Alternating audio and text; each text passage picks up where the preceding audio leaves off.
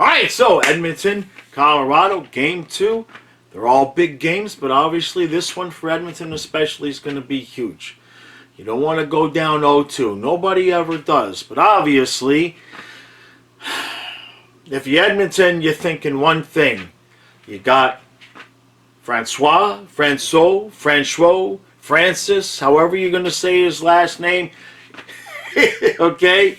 He's in net tonight. So you're going to want to try to maybe take advantage of that. You don't know if this kid's going to be nervous. I call him a kid. I don't even know how old he is. The point is, he's not the starter.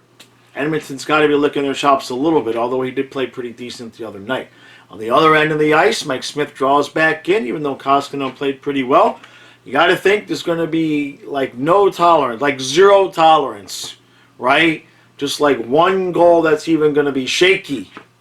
And you got to pull him because he's not looked good. Although the thing is, he's really not looked good in game 1s. And then game 2, he's been pretty outstanding. So we'll see if that pattern continues. I don't expect, obviously, for this one to be anywhere near the level of running gun that we saw last time. I said it at the end of the recap for the first game. I expect them to tighten up. It's embarrassing. And I mean, it makes for fun hockey, and we love it. But especially as a defenseman, it's got to be embarrassing when there's 5, 6, 7, 8 goals scored against you. So I assume tonight you're going to see things tighten up a little bit. And the only real question is going to be, how are the goaltenders going to respond? You know? I'm liking Edmonton tonight. Now, I did the live stream. I was saying 5-5 with a hopeful Edmonton winning 6-5 in overtime. I'm not so sure. At most, we'll put it that way. That's going to be the height. Somebody predicted actually 3-2, I believe, Edmonton. And that could end up being closer to what it's at. But whatever it's going to be different than the other night. That's the one thing you could pretty much be sure about. So let's move on and see what happens.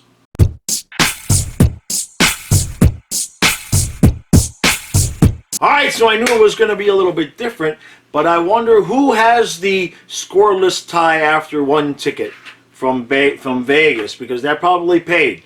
I don't think anybody saw that coming. So Smith turned into Patrick Waugh, at least for one period, huh? He looks outstanding. Francis, Frenchy French, he looks pretty good. Everybody's stopping shots. Guys are blocking shots. The only real complaint of the referees are trying to make themselves the story here. So Colorado's already on a power play, and then Polak gives McKinnon the weakest possible elbow that you'd ever want to see. It ends up hitting McKinnon's stick in the first place. If it was game 1 of the season and nobody was on a power play, it would still have been a weak call. To give Colorado a 5-on-3 for about $1.40, that was a weak call. And you add to that, you can kind of tell that the referees are in a mood. I don't know what the hell, maybe it's Mercury retrograde, but half of the face-offs, they're having to blow somebody out of the circle. The referees, I guess they got so, they didn't get in on much of the action in the game 1, so they're trying to get their TV time in now. Come on, guys, let them play just a little bit.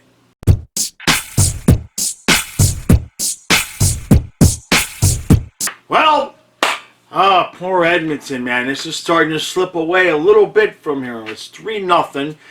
Colorado gets 3 goals on 3 shots in, 2 minutes and 24 seconds or something crazy like that. And Edmonton is trying. They've had a power play.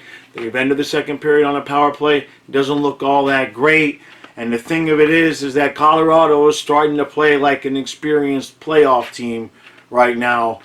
They're getting sticks on pucks. They're playing smart defensively. They're really clogging things up. Edmonton's having a hard time getting in the zone a little bit. And then Mike Smith is Mike Smith. It's what happens. Old goaltenders, sometimes they're good, sometimes they're not. Sometimes they do both things in the same game. Not that all of the goals were exactly his fault. Edmonton just all of a sudden just started brain farting all over the ice on defense. But you need Smith to get one of those. Give me one. Just give me one. Make it 2-0 instead of 3-0. That said, it's nothing. Edmonton's got to score some goals. Really, the only guy going for Edmonton at all is Evander Kane. Everybody else is kind of not exactly non-existent, but this continues. My wishes of a 7-game series will be short-lived.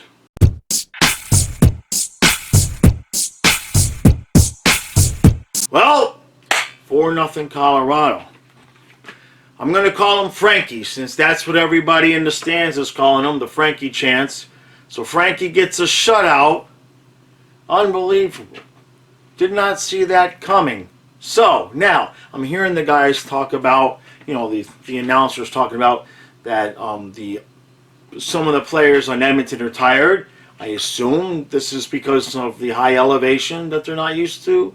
Is that what it is? Genuine question. They certainly didn't look like they had much gas in the tank tonight. That is for sure. This was a lot. It was 4-0, but it was a lot more lopsided than that.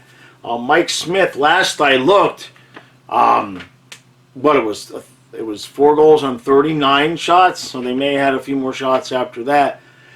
He played well with the exception of the 3 minutes, and then inside of those 3 minutes, how much of it was really his fault. The one Lehtinen shot, he got the deflection. It deflected right before it got to Smith's glove. You'd still like to see him. He was off angle for most of the night.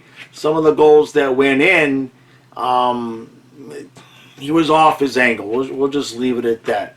He's not. I don't know what Edmonton's thinking that Mike Smith is going to carry them to a cup.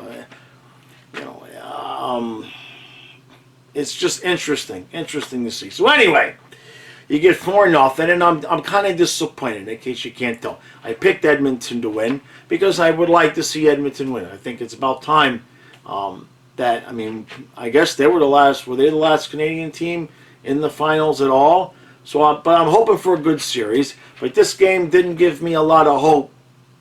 I didn't see a whole lot that's going to tell me Edmonton can come back in this series. If anything, Colorado's got to be smelling blood. They got their backup goaltender in pitching shutouts. You're up 2-0. They got to be feeling pretty damn good. And I don't know where Edmonton's path is here. I thought offensively, the last game obviously they scored 6. They almost came back. But Colorado absolutely tightened up on defense, and interestingly enough, much like our interim coach did not have an answer for when Tampa Bay shut down the neutral zone and shut things down, Edmonton's interim coach didn't have any answers tonight, and the players, like the announcer said, seem to have run out of gas. And we'll see what happens when we go back to Edmonton. This could all change. Like I said at the beginning of this series, why did I pick Edmonton? Because I really didn't trust Colorado, and I didn't trust Kemper. Well, now Kemper's out, so we got Frankie in. He looked pretty good. He didn't have to make a ton of really high-quality saves, but he made all the saves he had to make. Shutout's a shutout. You can't take anything away from him. So very, very interested to see how that series goes. I'd like to see Edmonton come back. You win Game 3. Let's have a series. I don't want to see a sweep here. One sweep was enough. Well, actually, Colorado had the one sweep earlier on. But one sweep that I watched all 4 games, that was enough to me. I enjoy 6 and 7 games where there's the pressure and the excitement at the end when you win. That's how hockey should be. So, come on, Edmonton. Let's pick it up a little bit. Win Game 3. Let's make this a series, right? So, all right.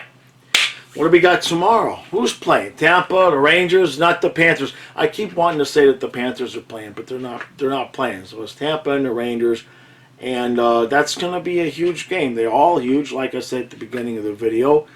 But we're going to have to see which team comes out for Tampa. Obviously, they looked out of sync. As tired as Edmonton looked tonight, Tampa looked completely out of sync last night. I don't expect to see that same thing happen again. Vasilevsky, 18 times in a row. 18 times in a row when the Lightning have lost the playoff game, they've come back and won the next time. It's not like a 5 or a 6 game streak. It's 18. That is beyond absurd. So if the Rangers can pull off winning 2 in a row here, who knows? That's literally uncharted territory for the Lightning right now. As crazy as that sounds, it is. So much like Colorado, New York, to a lesser extent, is probably smelling a little bit of blood because they got a freebie in Game 1. Rangers are good, and I'm not saying they didn't earn it, but let's face it, that wasn't the Lightning on the ice. That was not the Lightning when they're sharp. We'll put it that way. So saying they got a freebie is a little bit harsh, but you know what I'm saying. I think the series now starts in Game 2. And if Tampa shows up the way that they've been playing like the champs, and the Rangers still beat them in Game 2, then we could have 2 quick series. I don't know. See what happens. All right. Appreciate all the support. I enjoy everybody's coming to the stream. I'm getting comments, new people, new subscribers, new people finding the videos. Really, really enjoy the interaction with everybody. Everybody. But it's been really good. We've got a lot of new things coming up. Just pay attention to the community posts, podcasts, some different things going on with the Patreon, the YouTube memberships. I'm going to be changing some things around, making some improvements. I've got some ideas that I haven't told Stu about that I think he'll like. So a lot of changes coming. So make sure, if you're interested, subscribe and pay attention to the community posts, because that tends to be where I release ideas and polls first to kind of get some feedback from you all about what you like to see, what you don't want to see. So, all right. Stu and I'll be back in the morning.